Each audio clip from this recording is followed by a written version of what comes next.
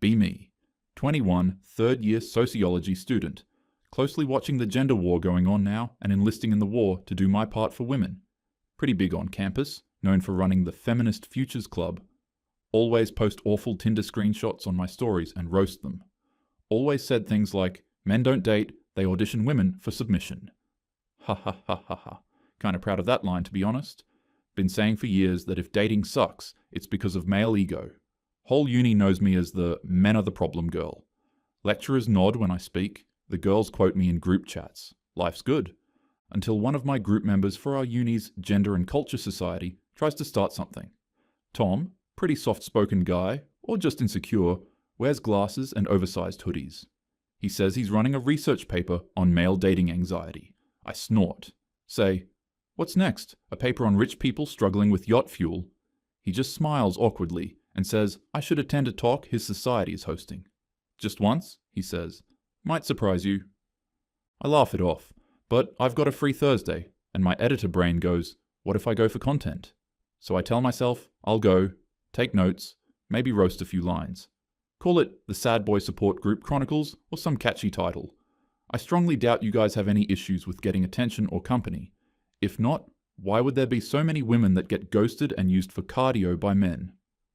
LOL male anxiety? What a scam. Thursday comes. Head to the basement room. Men's Mental Health Society printed on paper and taped to the door. Triggered LOL. Almost leave. But remember, my content needs something juicy. Walk in. 6 guys in a circle. All look like background characters in a teen drama. No gym bros, no alpha posturing. Just tired looking. From what though?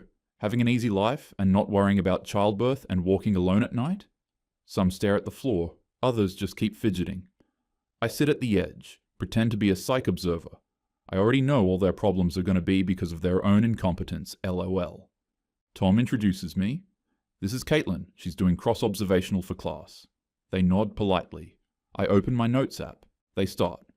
One guy talks about a breakup that still haunts him. Another says he hasn't been on a date in 3 years.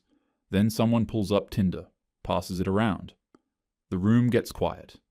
I look. Guy's decent looking. Decent profile too. 300 plus swipes, 2 matches in a week. Both didn't reply. One unmatched after, "Hey, how's your week going?" He laughs, but it's the kind of laugh that comes with a tiny shake in his hand. Okay, kinda surprised. Thought guys get tons of matches, that's why they sleep around and objectify women. Another guy shows Bumble. They have to message first, right? I got 7 matches, 0 messages in 4 days. Some guy says, I started swiping right on everyone, just hoping for one. I blink. Is that common? I ask. They all nod. Tom says, we call it numbers game. But it's mostly just hope starvation. Then another guy chimes in, says, I tried paying for Tinder Gold, still nothing. He looks around, voice almost breaking. It just hurts knowing people will pay not to see me. Room goes quiet. Another adds, I got catfished twice. The second one asked for Uber money and blocked me. I ask, why'd you send it? He shrugs. She said she was scared to walk alone. I just wanted to help. Some guy nods and says, we're either invisible or used. There's no middle. One guy shares he once went on 3 dates with a girl. She said she liked him. Then she vanished. A week later, he sees her on IG with another guy. Caption, finally found safety. He said he didn't even feel angry, just emptied. It's like I'm never someone's first choice, just a spare tire in between her pain and the next guy. Never heard that term before. Feels dramatic, but also makes sense. Starting to feel a bit uneasy now. Hate the idea that women could do things like these. We are the superior race. How can they misrepresent us like this with a few bad apples? They keep talking. One says, girls say be emotionally available. But when I told one I had a bad day, she unmatched me.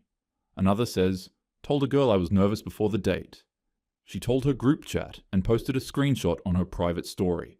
I open my mouth to say, not all women, but something stops me. I've literally posted those kinds of screenshots before. Captioned it, the bar is on the floor. Thousands of likes. Someone says, I got told you're nice but boring by 3 different girls. Another says, the only girls who message me are scams or bots. They laugh, but it's not real laughter. It's the kind that just fills space. I feel my spine tighten. What the hell is going on here? After the meeting, Tom asks if I'm okay. I lie. Yeah, it's just interesting. I didn't expect it to be that intense. He nods. That's the daily reality. Nobody sees it unless they're in it. Walk home. Can't stop thinking about the Tinder profile. Polite, decent photos, basic bio. Not hot, not ugly, and still, he's invisible. I laugh out loud. But it's not because it's funny. It's because I'm uncomfortable. Uncomfortable with how familiar it feels. This is what guys are dealing with? It didn't stop there. After the meetings, I started noticing things I never cared to look at. Like this one time at a restaurant. A guy complimented the cashier's nails. Simple, sweet. She smiled, politely, but didn't reply. He stepped away, fast. Like he knew he shouldn't have even tried. My old self would have said, he was being weird. Now, I just wondered how many times he rehearsed saying that. Another time on the bus. Two guys were quietly chatting. One showed the other a girl's profile. Should I message, or does that seem too thirsty? The other said, wait another day. You don't want to seem desperate. They both looked exhausted, like strategizing affection was a war game. I sat there, wondering if anyone's ever told them they matter outside their effort. Starting to lose it because women are supposed to be the nicer ones. There's no way we can make ourselves look this bad, because if that happens, doesn't it mean the men have won as the better race? Next week, I go back to the meeting, not even for content anymore, just to see if it was a one-off. This time, a new guy joins, nervous as hell. He talks about being a virgin at 25, says, people think it's just sex, but it's not. It's the feeling of never being chosen. Room goes quiet. He starts crying silently. Another guy across the circle says, I lost mine at 27. And it wasn't even good. She made fun of how I kissed. Says he didn't try again for a year. I already thought I was broken. That just confirmed it. Then Tom adds, most guys don't talk about this stuff, because when we do, it gets screenshotted. They all nod. Someone says, I told a girl I was nervous about sex. She said I wasn't man enough, then told her friends. They laughed about it in a group chat. I feel myself physically flinch, can't even look up, because that's the exact thing I used to call girl bonding. The casual way we treated their softness like content, like they were memes instead of people. It was never rage, just deep, hollow rejection, like they'd been begging the world to see them, and all it gave back was punchlines. I grip my phone, want to write something, but I just sit there, feeling like the bad guy in a story I thought I was the hero of. Or maybe all these dudes are just losers, and I'm giving in because I'm too nice? Afterwards, Tom walks with me, says, a lot of guys just want to be treated like they matter. I nod slowly. Then I say, I used to think men had it easy. He doesn't say anything, just gives me a sad smile. Go home. Scroll my own story archive. Watch myself say things like, men can't handle being ignored? Welcome to womanhood. Suddenly feel gross. Text a mutual. Ask, do you think it's really that bad for guys? He replies, you have no idea. Sends a screenshot of his Hinge. 20 likes, 2 replies. One said, LOL no thanks. Other said, you're cute for a short guy. I want to be mad. Want to say, but women have it worse in other ways. But my chest feels heavy, like something's crumbling. I keep thinking about the phrase hope starvation. How none of them raged.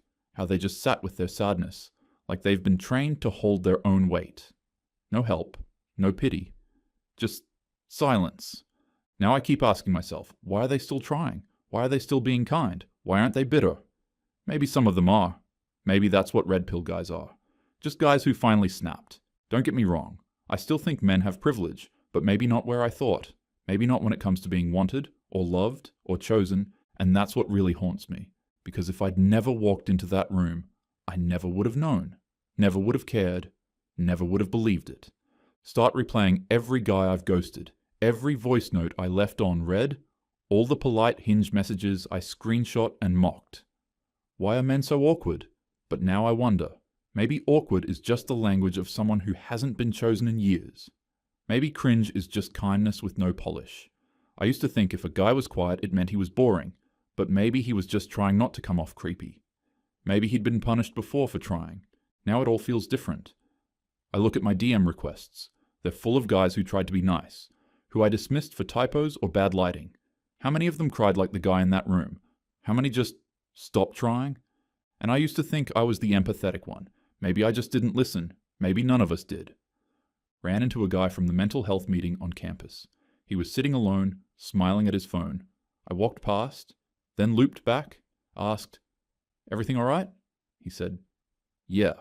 Just," someone replied. His whole face lit up, like a puppy given sunlight. Then he said, "Sorry." That probably sounds lame. I didn't know what to say, so I just said, "No, it doesn't." But it did. Not because it was actually lame, but because I used to think it was. Sat on a bench that night.